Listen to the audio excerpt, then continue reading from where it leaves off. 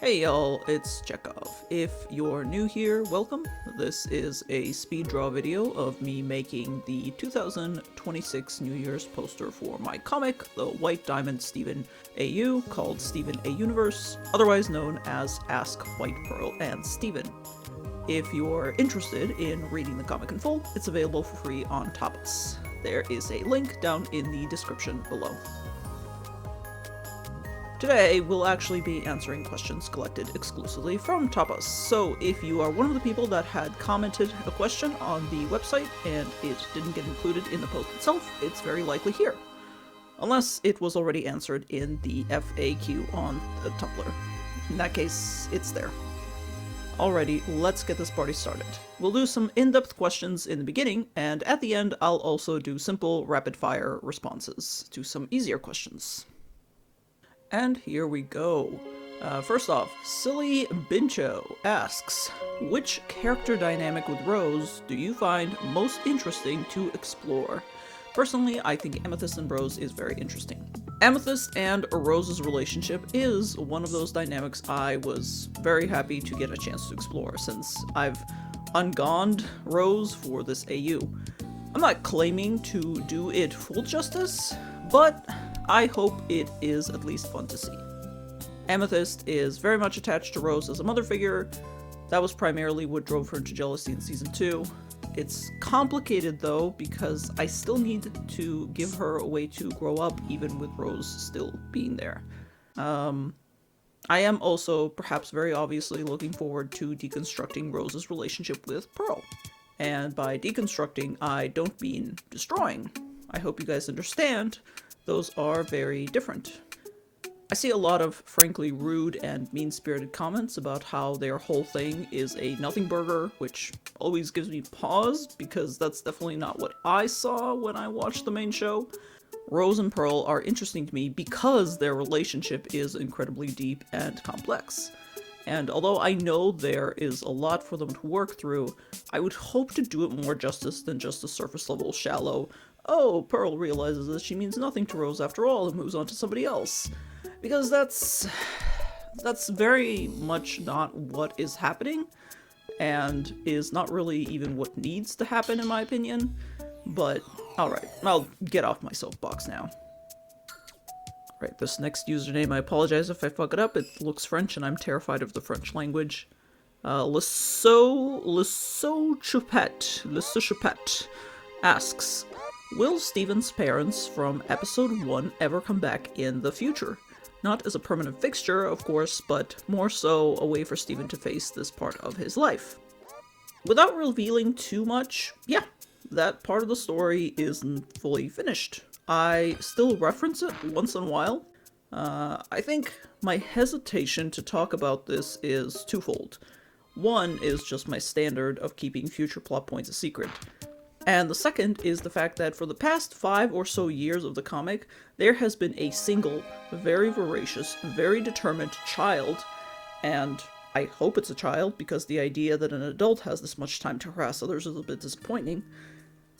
Anyway, there's been someone who has been sending me non-stop asks about Steven's foster parents and foster family. And despite me initially answering those asks, all of my replies have been ignored, and the asks have continued. Constantly. And it has been, frankly, exhausting. So every time I get a question about this, especially an anonymous one, I've just taken to ignoring it. And all my attempts to reply in the past have been ignored, so I'm just returning the favor. But for the sake of this, yes, I am not planning to just completely abandon that little tidbit from episode 1. It will come back, not in a huge way, but in a significant way, at least. Forgotten asks, why did you just tell us about Greg being Steven's dad instead of letting us find out with the characters? Okay, so, hear me out. Actually, don't hear me out. This is a stupid reason. The reason is basically just that initially, I didn't plan for it to be a huge reveal. I thought everyone would pretty obviously guess that he is because they look alike. And I thought that it would be so clear throughout the comic that it would be like me coming up and coming in and being like, here's an episode revealing that Steven is White Diamond's son.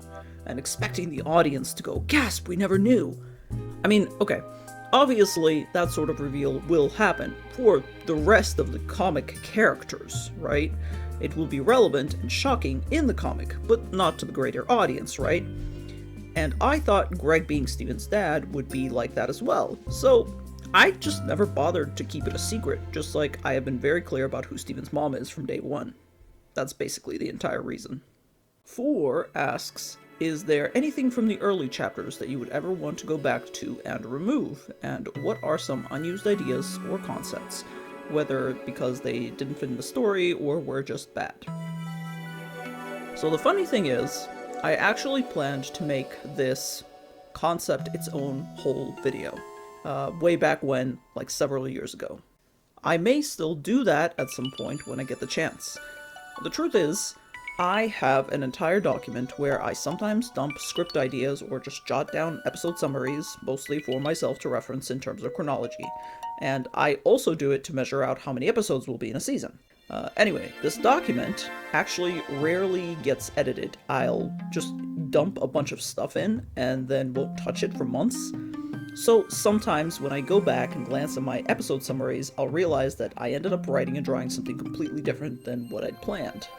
I want to go back through that document someday and point out all the differences. I agree that that would be a fun concept. It will be quite a long video though, so keep an eye out for that, I guess. Alexis Ray 294 asks, since Seaglass has the ability to project the memories of certain gems, would she be suited as a therapist for gems as a part of her future? So I love this idea.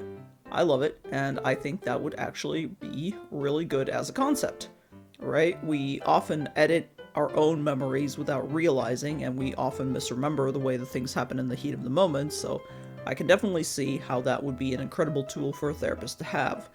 That being said, I think Seaglass wouldn't want to be doing that. Not for any length of time, at least. She's actually, and I'm very sorry in advance because I'm about to be a little mean, Seaglass is nosy. So she enjoys her power to a degree, but I feel that also disqualifies her from using it for that purpose. It's like the overlap between people who would be good at doing surgery and people who would be good at doing forensic dissection.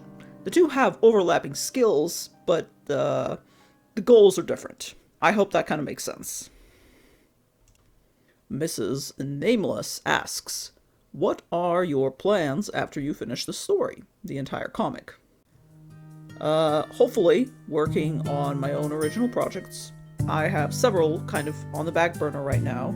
A few stories that I want to have a chance to do. One of them, I have a more fleshed out type of thing for it. It's a longer story. Another one is a comic idea that I've been neglecting that is another fan work for Steven Universe, but it's not an AU, it's more of an Arrow 1 fanfiction comic about a completely unrelated set of characters. Also, I am hoping that I can continue other comic projects alongside White Diamond AU, such as my daily life comics, comics about my dog, etc. There's a lot. No point in talking about them now though, given how long I've still got before White Diamond AU is finished. Rag Sears asks, have there been other OCs you've wanted to add, and if so, why or why not? Was CG just the one with the most logical inroad? I mean, yeah, there have been other characters, but honestly, I don't even think about adding characters before I have a reason to. Seaglass was conceived of back in Season 2. That is, I first came up with the idea of her in Season 2, and it was part of my, well, what other White Diamond powers would Steven have? Brainstorm. She serves a purpose, so it was easy to insert her into the narrative, whereas for other OCs, I have actually added them. Gems such as Boomy, the Ruby, and C43, the Nephrite, are original characters. That, as well as Apatite, Appy, Nice, etc. There will be more if their presence is required by the story, obviously, but for the moment, the only one I need is Seaglass. Still someone asks, who do you think you're best at writing? Man, this is tough. I think if you ask me, and if you ask, for example, my audience, the answers would be different. I like to write Rose, but I understand that I had to take many liberties with her character, and multiple people have criticized the way I do it. But that can be applied to all of the characters. Their circumstances are all different from canon, so I try to account for that, but the way I do it and the way someone else thought to do it will obviously be different. I think the only one I truly write in character is Seaglass, because she's literally an original character, so can't mess that up. Starry Nighttime asks, what was the most rewarding chapter to draw for any reason? This is hard. There are several, and it constantly changes. Basically, anytime I've had a chapter that dropped an emotional bombshell or unveiled a long-kept secret, I've been like, yes! Every time I've drawn it. Everything from the Season 2 finale, when Steven brings Earl back to the temple, and Rose realizes he's White Diamond, and then reveals inadvertently that he's been subtly controlling Earl that whole time, to any chapter thereafter, like Earl's entire backstory since she came back to Earth, the Cluster arc, and more recently, obviously, Earl finding Pink Diamond's last message on Earth, and then Earl's own retelling of her and Pink on Homeworld. All of it has been extremely rewarding. I obviously know what's coming because I'm writing the story, but being able to put it down into comic form and present it is like baking this cake and walking into a room full of ravenous people and watching them absolutely demolish it. It's a very good, very rewarding feeling. Illitor asks, hi Chekhov, do you rewatch the episodes of Steven Universe for inspiration to make some of your chapters? If yes, can you give me some examples of the chapter and the episode as inspiration? Hi Illitor, yes I do that sometimes, but unfortunately I cannot really give you examples because the examples are all different, obviously. It's not like I just have 3 or 4 episodes I rewatch for inspiration. It's more like, if an episode I'm writing has something strongly linking back to the Canon SU story, I'll go back and watch that episode. Like when I first started the Lapis arc with Hermir, I obviously rewatched Mirror Gem. I rewatched It Could Have Been Great in order to mimic Peridot calling Yellow Diamond in the Season 4 finale, and things like that. Overall, it's never really been like a single episode or a single source of inspiration though. It's just kind of about pulling all kinds of inspiration from all kinds of sources based on the ideas you already have. JP asks, and actually I'm sorry, I'm going to paraphrase this one because it's very long. Basically it's a question about whether or not we'll see Steven grown up like in Steven Universe Future, if I'm understanding it correctly. Steven is already older than Canon Steven is in the show, so he'll clearly be 16 soon. Okay, so yes, you are correct. In this point in the story, which is episode 20 of season 5, as I'm making this video, Steven is set to turn 16 very soon, so he'll be physically where future Steven is. But I just want to point out, it's not like we won't see him grow up. In fact, the comic has already shown that, I hope. If you take season 1 Steven and compare him to current Steven, he has grown. I purposefully draw him taller and with slightly different proportions. So, like, he's still chubby, but he is larger overall and his sweater fits very differently than it did in the beginning. So, you're already seeing it. Future Steven is more or less here and now. Steven Universe Future, here we are? Question mark? We got Fion Luna 13 asks, how did you decide what form Siege's shard would have? Okay. The way I decided Seaglass's shape for her gem is to basically do a bunch of freeform shapes and see which one was the most unique, but at the same time drawable. I didn't want a simple rounded piece that would not have anything to set it apart from the others, but At the same time, I didn't want to commit to something symmetrical because doing it over and over again would be a pain. So, the mitten-shaped piece just seemed like the most reasonable one. I extrapolated the shattered piece of Lapis's mirror and went backwards from there. Lukasz Teleginsky asks, with the Lars spin-off on the way, it made me wonder, was there any plot point on the comic that was changed because of something that happened in the OG series? Do you think the spin-off could do anything like that? There were not tons of things, but yes, for example, at the time the comics was started, we didn't really know much about Pink Pearl, or Earl as I now call her, at all.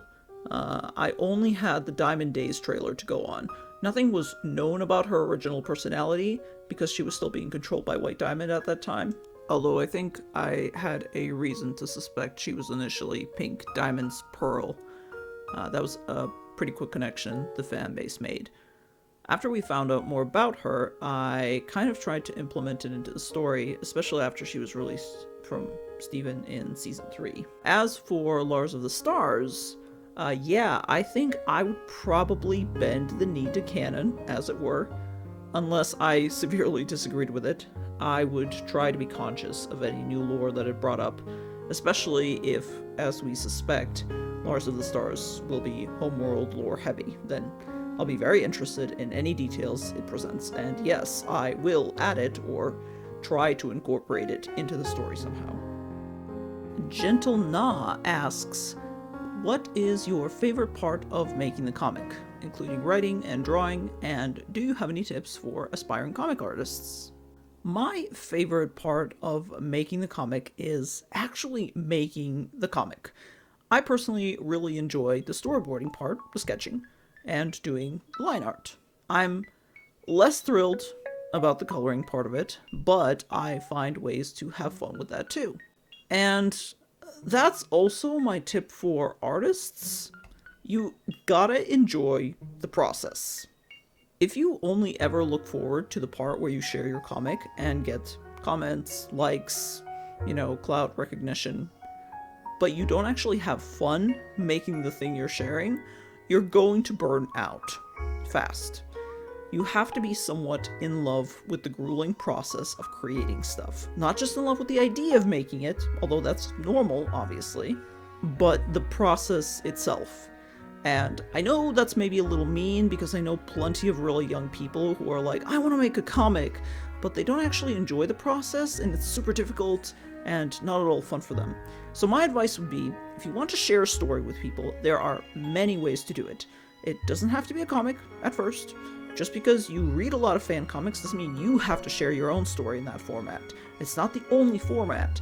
You could write a fanfiction instead. Maybe it would be easier for you. You could do a series of vignettes. You could do a sort of illustrated lore dump. You gotta find a way that you create that resonates with your enjoyment of creating that thing. But if you are certain it should be a comic, and you find yourself enjoying comics above all else and you want to start, then my tip would be consume. Consume comics. Ideally, you get all kinds of exposure to all kinds of art, all kinds of comics, because that's the only thing that will give you inspiration. A varied diet of all kinds of comics and characters and genres. It's like your fuel, your gasoline for your creative engine, and you need that to run. My other advice is just be kind to yourself. This goes back to the it doesn't have to be a comic part, but your comic doesn't have to look like other comics. Give yourself time to get into a rhythm. Don't plan to run a marathon if you've never even ran a mile. Don't plan to make a super long comic without first doing some short comics. White Diamond AU started with a 10-page comic, and after that, it was just a bunch of comics with no more than 3 to 5 panels most of the time. It took me years to build up to the longer format I do now. So, yeah, don't pressure yourself to match someone else's pace. Go at your own pace, enjoy the process, and read comics. Those are my tips. Alright, let's do some rapid-fire responses really quick. Cobra King asks, what fusion would you, as the writer, most want to see? Honestly, any Canon designs of Rose fusions. Sunstone 1.0 or Smoky 1.0, I'm really interested in those. Ember asks, do you like doing any other types of art besides drawing, traditional art, etc.? Embarrassingly, no, not really. I am actually quite terrible at pretty much all forms of art, like fibercraft, sculpture. I can't do any of them. This is just kind of my niche. Cappy, a 9999, asks, was it intentional for Moissanite to contrast Rose? She looks like how I'd imagine a classy Rose. Yeah, 100% yes, of course. That parallel was the biggest driving detail of her entire character design. And finally, Lathan asks, will we ever see Seaglass fuse with anyone? Yes. Alright, and that's it for now. Remember, if your question from Tapas wasn't here, or in the original post, then there's a good chance it might be in the frequently asked questions section of the Tumblr, so feel free to check that out. It's pretty comprehensive. As you may know, the comic is on hiatus at the moment, as I will be taking parental leave in order to care for my newborn, who is due at the beginning of next month. I will continue to try to be active on Patreon, but public comics will likely have to stop because I realistically cannot keep up that sort of schedule. Nevertheless, if you are looking for more White Diamond Steven content, you can check out other speed drawing videos on this YouTube channel, or you can go to my Patreon, and for only $1 a month, you can get access to all the White Diamond AU bonus stuff that I've been posting there since I began the comic back in 2019. Thanks for watching. I don't care if you like or subscribe, but I hope you have had an entertaining time here, and I hope the rest of your 2026 will be chill, and we can all stop living through historical events soon. Cheers!